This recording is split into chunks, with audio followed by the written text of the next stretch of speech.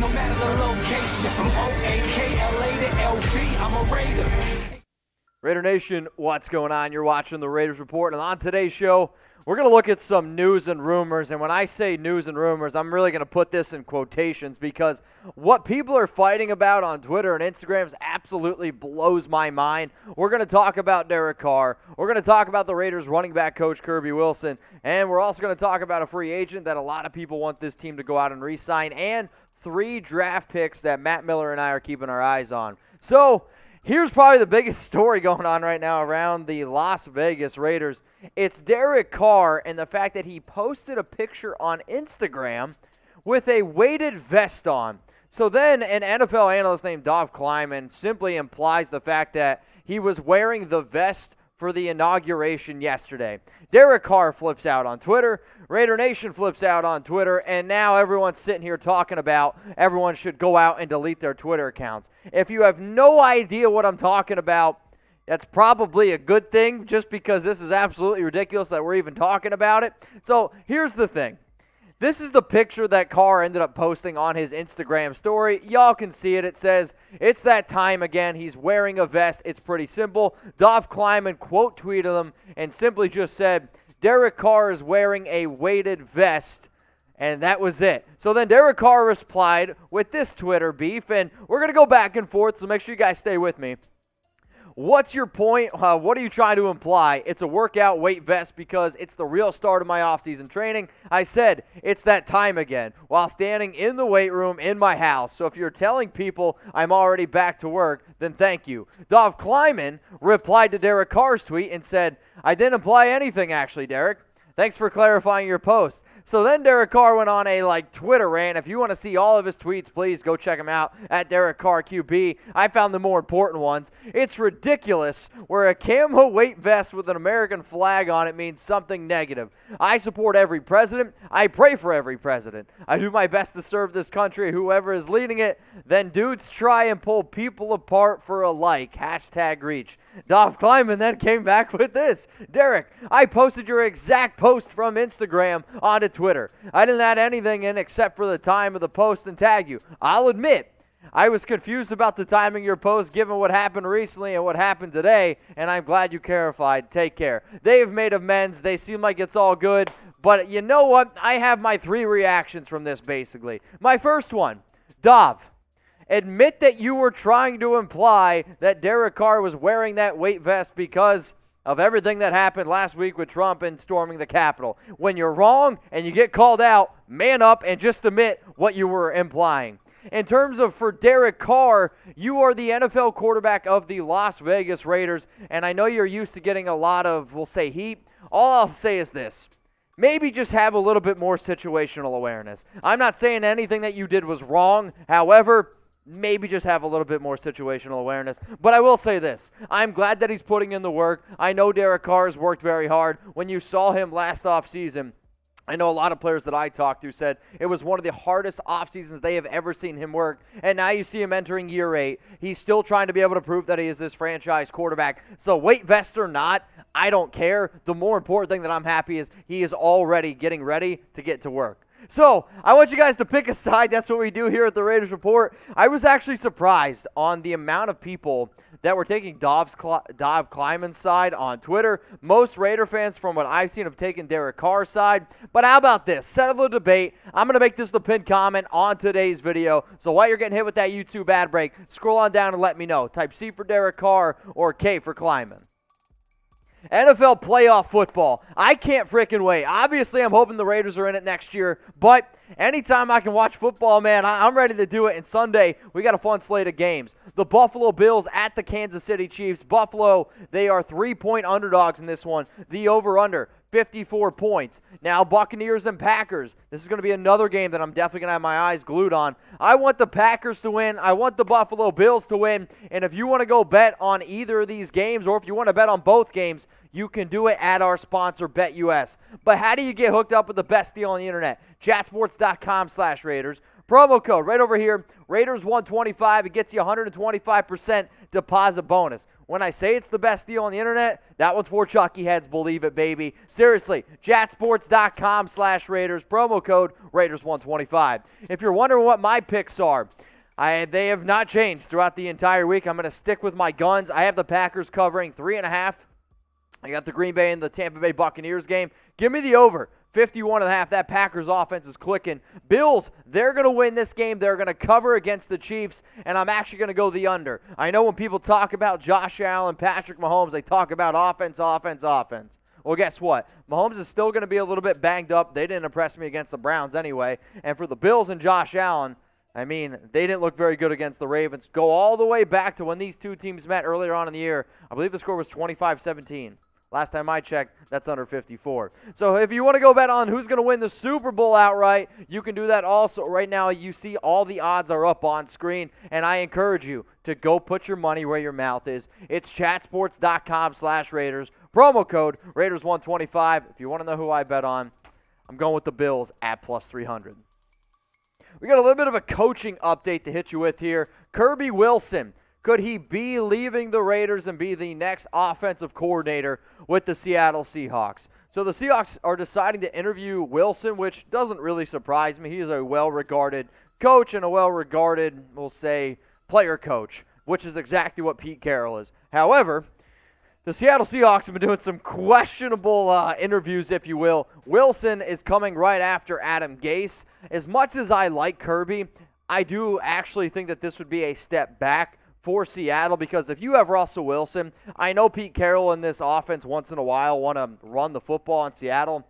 I don't really think it's the way to go. However, he is a very well-regarded running backs coach who has done a phenomenal job basically every single place that he's gone. As you know, with Josh Jacobs, with Devontae Booker last year, I think he's one of the biggest reasons why Devontae Booker had, I don't want to call it a breakout year because it wasn't a true breakout, but had a much better year than I think a lot of people watching the show would agree with. And literally, since everywhere he's been, a lot of these coaching staffs have been fired. I'm not going to put the blame on him. I'm going to put it more on the head coach that was hired. But Kirby Wilson is definitely a good coach. I do not think, though, he's going to end up getting the OC job with the Seattle Seahawks. But what I love being able to know from y'all is every single time we do these shows, we're always trying to interact. We're trying to get to know each other a little bit better. I did put out a free agent video, so I'm curious about this.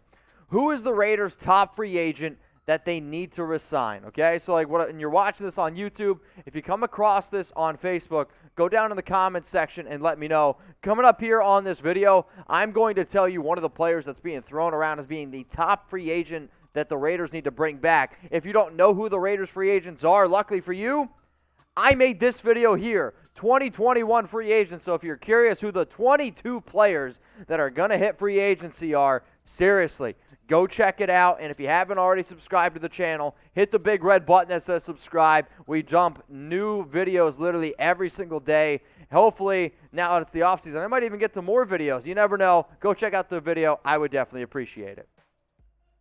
Is Denzelle Good the top free agent that the Las Vegas Raiders need to re-sign? This one's from Bleacher Report. They wrote an article about all 32 teams and the top player that each team needs to be able to bring back. Their candidate was Denzelle Good. I'm giving it to Chucky heads. People are talking because I think Good did a phenomenal job, did a great job. Horrible joke, yes, I know. But you also got to consider the fact of a guy like Nicholas Morrow, who you could actually make the argument behind Nick Kwiatkowski was the second best linebacker on our team, and I actually don't think it's making much of a stretch whatsoever. Nelson Aguilar, another top free agent out there. Good, though, was regarded by Derek Carr and John Gruden to actually being the MVP or the unsung hero of this season because Trent Brown didn't play. Richie Incognito battled injuries. And Denzelle Good was playing left guard. I believe he played like 750 snaps at left guard, almost 200 snaps at right guard, 15 games, only allowed 2 sacks. And I think when you're bouncing around that much and considering the fact that this guy made about $2 million this year, it was definitely one of the best signings or best players that the Raiders were able to bring back. I hope they can figure out a way to end up getting him back there. However, I also know the Raiders are very confident in rookie John Simpson out of Clemson. So what do y'all think here? Should the Raiders bring back Denzelle Good? I want you to type Y for yes or type N for no. Obviously, it always comes down to money. It's as simple as that in free agency. However, I can't honestly look at you and say that I am 100% confident in John Simpson being able to step in right away and being starting left guard. I don't think Richie Incognito is going to come back. I think they're going to cut him, save $6.35 million. If you can bring back Denzelle Good, and he's 100% healthy, remember, he was carted off with that ankle injury, it's something you need to consider. Y for yes or N for no. Who's ready to talk about the 2021 NFL Draft? I know I am, because here at Chat Sports, we've been the #1 most watched draft coverage 3 straight years. So if you haven't already, please check out our Chat Sports YouTube channel. We're literally live for it's like 24 hours, and we cover every single pick. We have an amazing time, and hopefully you guys go ahead and join me. So the reason why I'm asking you all these questions is this. I want to know, who should the Raiders draft at pick number 17? I recently put out a video about some potential targets that the Raiders could look at to go out and get. If you guys haven't seen that video yet, please go check it out. I know all the time I get asked on Instagram, Twitter, who should the Raiders sign in free agency? There's a video for that. Who should the Raiders draft? There's a video for that. Realistically, if you have a question and you just type it into YouTube about the Raiders, I bet you we pop up. That's how many videos we make around here. So go check out my Raiders first-round draft targets. And what we're about to get into now are 3 players that Matt Miller thought the Raiders should target at pick number 17. Let's get into the first guy here. It's Gregory Rousseau, edge rusher from Miami. When Miller talked about some top potential picks, if you will, he's like, okay, what's one of the biggest needs that the Raiders have? Finding an edge rusher. What's something that Gus Bradley wants to be able to add?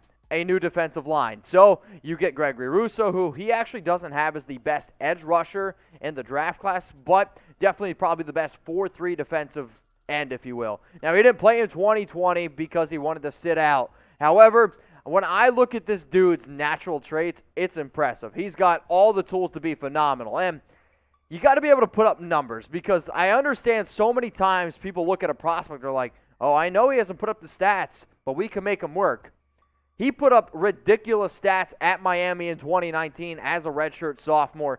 15.5 sacks, 19.5 tackles for loss. Obviously, the competition is going to be a lot different, but I also know this. When tape and stats line up, probably mean it's going to be a good pick. Let's go to another player that I ended up bringing up, Kwity Paye. In Miller's most recent mock draft, he had the Raiders taking defensive end Kwity Paye from Michigan at number 17. The more and more film I watch on Paye, the more and more I am impressed. I mean, when you can see a dude that is literally this big and can move as fluid as he does, it's fun to watch. Now, one of the biggest complaints about him is that he hasn't really put up great numbers at Michigan, which I understand. However, he's going to be able to fill it all out because he's 6'4", 272 pounds. I'm going to put a little bit more blame on the Michigan coaching staff to why they couldn't get the best out of a guy like Paye. But this past year, in 4 games, 2 sacks, 4 tackles for loss, 16 tackles overall. If you're looking for a player who can really impact your defense right away, Rousseau, Kwity Paye are definitely up there. Before I give you the last player that Matt Miller brought up, I do want to mention one more time, I got a special giveaway going on. I partnered up with a good friend of mine, and we're doing a special giveaway on Instagram. So if you haven't entered already, hit me up on Instagram. I'm at Mitchell Renz 365. Follow the instructions on my last IG post. If you have any questions whatsoever, click on it, look in the descriptions. If you follow the instructions, you have a chance to win. I will announce the winner on my next live show, which is going to be on Tuesday at 6 p.m. Eastern Time, 3 p.m. Pacific.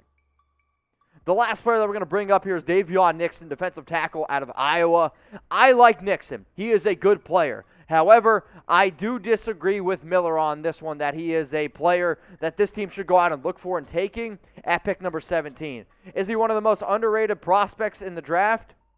I don't know if I buy into that. I think the reason why Miller brings him up as being underrated is because he's not mentioned with a guy like Barmore, with a guy like Marvin Wilson, where Miller actually has him up there in like his top 12, top 13 prospects. I'm just not that quite high on him. Now, I get it. He had a great year this year, Big Ten Defensive Player of the Year. I believe also Big Ten Defensive Lineman of the Year, obviously, right? So he's a junior, 6'3", 305 pounds. and he did put up pretty decent numbers, but this has really only been his first year. He's a JUCO transfer, 22 tackles, 5.5 sacks, 13.5 tackles for loss. He also had a pick, he had a fumble, and a touchdown as well. We'll see whether or not the Raiders go out and get this kid. Is defensive tackle a major need? Yes. But it's not a guy that I'm going to reach for at 17. The Raiders got to stop reaching on prospects. Instead, if you can get him at pick number 48 in the second round, I'd be a lot more on board with that. So out of the 3 players that I just mentioned, who's the best prospect? Who's the guy that you want the Raiders to take at number 17? Is it Kwity Paye, type KP? Maybe it's Gregory Rousseau from the real U, Tom. Sorry. Or is it Daviyon Nixon? Go down in the comments and let me know. And if you made it this far in the video, know that I appreciate that you guys watched the entire vid. If there's more NFL draft prospects that you want me to look into, hit me up on IG at Mitchell Renz 365.